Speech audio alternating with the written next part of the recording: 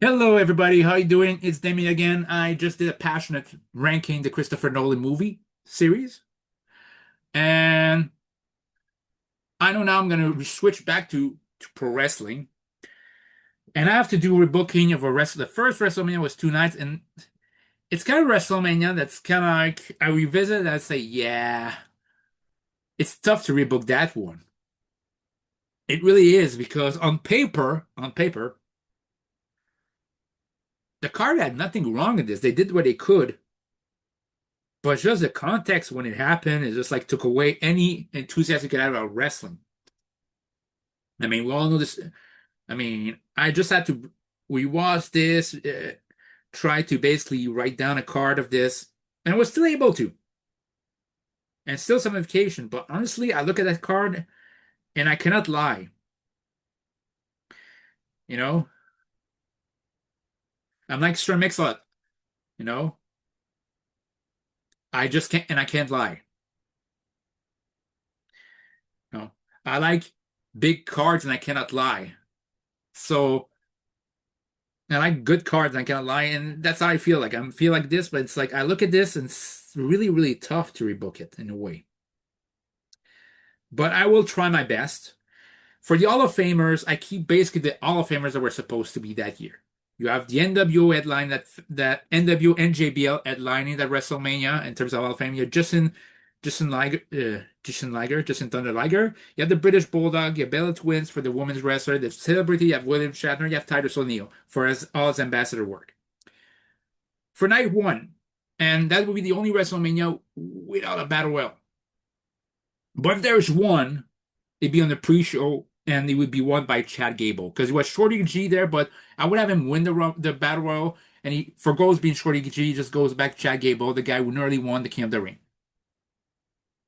So in the Money Bank match, sorry, first with night one. WrestleMania, it'd be for the women's tag title. It'd be Alexa Bliss and Nikki Cross teaming up against Nia Jax and Natalia versus Liv Morgan and Mickie James versus Kairi Sane and Asuka Ward, the women's tag champion. Mickie James and Alexa have fallen out back in 2018, 2019. So Mickie James turns back face and teams with Liv Morgan, who is out of the Riot Squad. You have Alexa Bliss, so basically now turn face and teaming up with Nikki Cross. You have Nia Jax and Natalia because I felt like both of them could give him a. Natalia was active, Nia Jax as well. Put him on the card. And I would have still have Alexa Bliss and Nikki Cross regain the tag team titles there. For afterwards, because that's night one, I would have the second match be for the Intercontinental title. Sorry, I would have it for the US title. The Intercontinental title will be the next night. US title will be Andrade defending against Mustafa Ali versus Apollo Crews versus Aleister Black. I would have Aleister Black win the US title that match. So basically, Andrade hits. Basically, you could have basically Andrade hits. It's Apollo Crews with his message. Basically, no, sorry. Mustafa Ali hits the 450 on Apollo Crews. Andrade delivers the message on Andrade. Andrade delivers a message on Mustafa Ali. And the Black Mask on Andrade 1, 2, 3. Aleister Black wins his first title in WWE, the main roster, the US title. Then, in the next match of the night, you would have basically you could have it war games. It could have just been a false count anywhere all over the city, all over all over the arena, like it basically if it was a stadium stampede match. Will be Kevin Owens teaming up with Keith Lee, Limitless Keith Lee, and the War Raiders against Seth Rollins, Buddy Murphy, and the Author of Pain. People forget that period of time when Seth Rollins, Buddy Murphy, and AOP were a tandem or a team or a basic group, and I would have continued this. Rather than basically, I mean, Kevin Owens and Samoa Joe were basically eliminated of the Rumble due to the interference of AOP and Buddy Murphy. So that would basically continue there. And Samoa Joe's not going to be in there because I have another direction for him. And would lead to Buddy Murphy and Keith Lee. War Raiders and AOP would basically destroy themselves through tables, basically take himself in the match. Keith Lee would powerbomb, do the limitless bomb to Buddy Murphy, take him out. Then Seth would try to basically to cower away from Kevin Owens and Keith Lee, but it would lead to Keith Lee giving basically give him a sidewalk slam, put him on the table. Kevin Owens a swanton bomb from like he did like from the Titantron to a table. Then he brings him back in the ring, and I think it's a stunner. I'm not sure if it was uh the pop-up power bomb followed by stunner, but we have that order. And at 1, 2, 3, Kevin Owens beats Seth Rollins at WrestleMania. In the fourth match, you have Becky Lynch defending against the Shayna Baszler, and knowing that Becky Lynch is going to be out afterwards, I would have Shayna Baszler win. I wouldn't have Becky tap out, whatever pass out to the submission, the Fuda luck of Shayna Baszler. So now four match gone. Fifth match for the SmackDown Tag Titles is still a ladder match. Miz and Morrison defend against the Usos, against the New Day, against Shinsuke Nakamura and Cesaro. And I would have Miz and John Morrison, like in real life, retain. Then, in the sixth match of the card, you have Daniel Bryan take on Samoa Joe. That's a match who could have gone at WrestleMania because honestly, I wanted to have him faced off against Bray Wyatt, but Bray Wyatt is occupied. And I didn't want Daniel Bryan to be facing Sami Zayn and being after being basically an edgy face to go back to be a goofy face with Drew Gulak. I thought was stupid. I don't care if Daniel Bryan signed off on it. I thought it was stupid. And I'll have him, Daniel Bryan, face off against Samoa Joe. And since Samoa Joe's gonna be having a wellness policy, caught up by the wellness policy, one way or another, I have Daniel Bryan win. You have 15 minutes of that match. 15, sorry, you can have an 18-minute match, and Daniel Bryan wins. Two running knees. In the penultimate match, I would have for the Universal title, I would have Goldberg win the title. From the Fiend, maybe? But here's the thing. He doesn't pin the Fiend.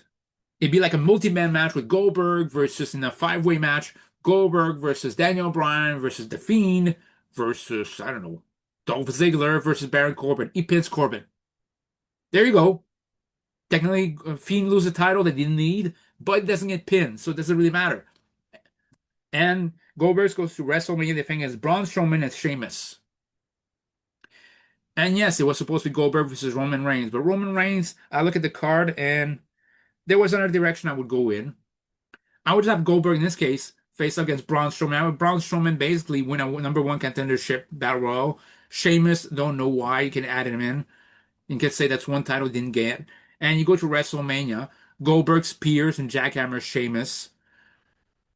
And like after he tries that broke kick, so Sheamus taken out.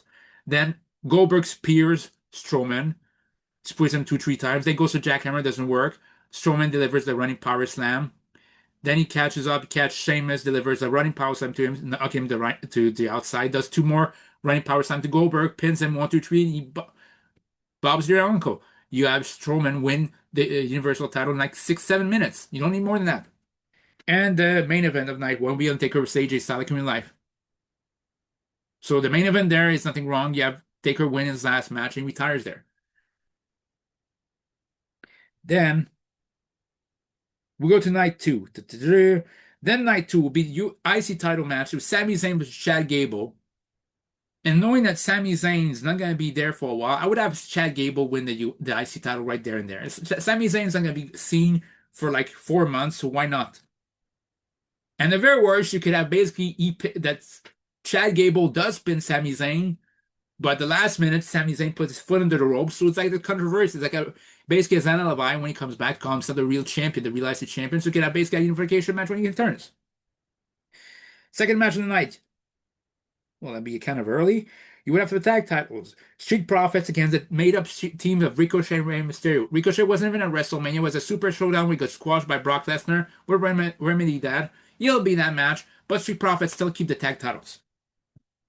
Then you would have a mixed tag match with Otis teaming up with Mandy Rose to take on Dolph Ziggler and Sonya Deville. Otis pins Ziggler like he did in real life, and Mandy Rose delivers that running knee to Sonya Deville. And you have a great moment between Otis and Mandy Rose hugging after the match. Then the fourth match of the night, you have Edge versus Randy Orton. Though I'm not sure I would make it last man standing. This is last man standing is reserved to end the feud. It wasn't the case there. You have Edge versus Randy Orton in the number one match, number one contendership match, whatever. Edge wins. Then In the fifth match of the night, you have Bobby Lashley versus Roman Reigns. Bobby Lashley just would have pinned Rusev in a loser leaves town match. He has Lana. He brags about this. He brags about being the best peer in the business. That keeps on Roman Reigns. So basically, both of them will fight for each other. Will fight, and it leads to Roman Reigns winning.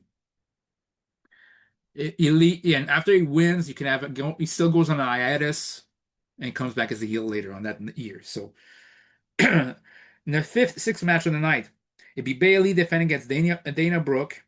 She defends the SmackDown Women's title against Dana Brooke, Carmella, Naomi, Lacey Evans, Sasha Banks, Tamina. Bayley retains, like she did in real life. The penultimate match is John Cena versus Bray Wyatt. It doesn't have to be Firefly Funhouse match. Or if it does, you can have a little bit of A in the Firefly. I wouldn't mind that. Firefly Funhouse. You could have this. But then they leave it and go actually in the ring and like basically be like the Hollywood Backlot Brawl. It still leads to the Fiend appearing, delivering the mandible claw to John Cena, then pinning him after his sister Abigail. In the main event, you have Brock Lesnar against Drew McIntyre to be the same thing as in real life. Period. And if you want to have a big show appearance, you could have him in a multi-man match. That's it. That'd be my WrestleMania 36 card. Let me know what you think in the comments down below. See you guys later.